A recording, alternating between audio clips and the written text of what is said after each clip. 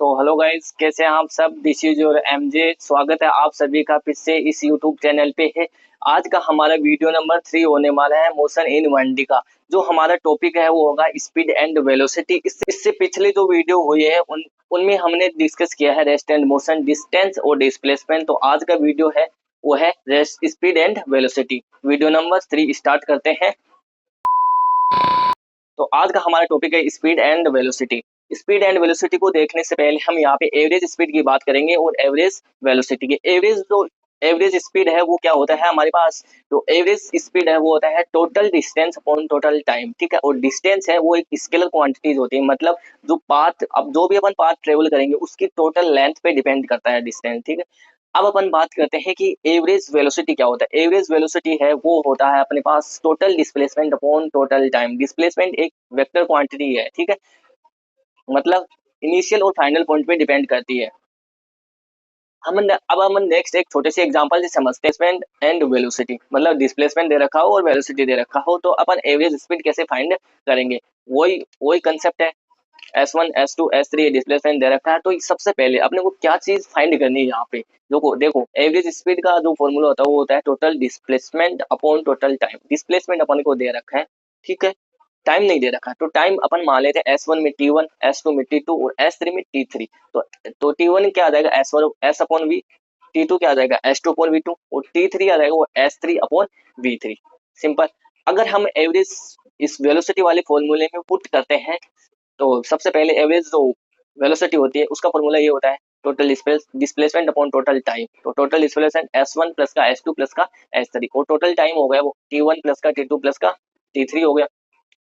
अगर हम इसमें वैल्यू पुट करते हैं T1 की वैल्यू है S1 अपॉन V1, T2 की वैल्यू S2 अपॉन V2 और T3 की वैल्यू S3 अपॉन V3। इसमें पुट करते हैं तो कुछ इस तरह की वैल्यू आती है, ठीक है। अब यहाँ पे S1 प्लस का S2 प्लस का S3 ये जो मतलब जो डिस्प्लेसमेंट है S1 S2 S3 इसको हम S1 बराबर है S2 के बराबर है और S3 भी बराबर है। इन तीनों को बराबर मान लेते हैं अपन S के, सिंपल, क्योंकि डिस्प्लेसमेंट है वो अब यहाँ पे एक बार बराबर मान लेते हैं जो फॉर्मूला वो इजी हो जाए अपने लिए। अब जब इसको सोल्व करेंगे तो एवरेज वेलोसिटी का फॉर्मूला आ जाएगा, वो आ जाएगा 3s upon S S S into 1/v1 plus का 1/v2 प्लस का 1/v3। सिंपल। अब हम नेक्स्ट देखते हैं यहाँ पे इंस्टेंट क्या होता है। कई बार सुना होगा कि जो इंस्टेंट में मतलब पलक झपकते ही काम हो गया। इंस्टेंट का मतलब ये होता है कि पलक झपकते ही काम हो गया, मतलब बहुत छोटा समय की बात करेंगे हम। इंस्टेंट की जब भी बात करेंगे बहुत छोटा समय की बात करेंगे। वो कितना होता है, लगभग 0.00001 के आसपास। अगर इसको हम माने तो लगभग ये जीरो की तरफ ही जाता हुआ नजर आता है, ठीक है। अब अपने को यहाँ पे एक छोटे से एग्जांपल समझते हैं कि अपने को एक पाथ दे रखे है और 2 पॉइंट अगर पास पास में हो, 2 पॉइंट पास पास में हो तो वो डेल एक्स यहाँ पे डेल एक्स होता है वो फाइनल पोजीशन माइनस का इनिशियल पोजीशन। वो लगभग अपने को यहाँ पे देखो इंस्टेंट कितना होता है जीरो, मतलब जीरो की तरफ ही जा रहा है।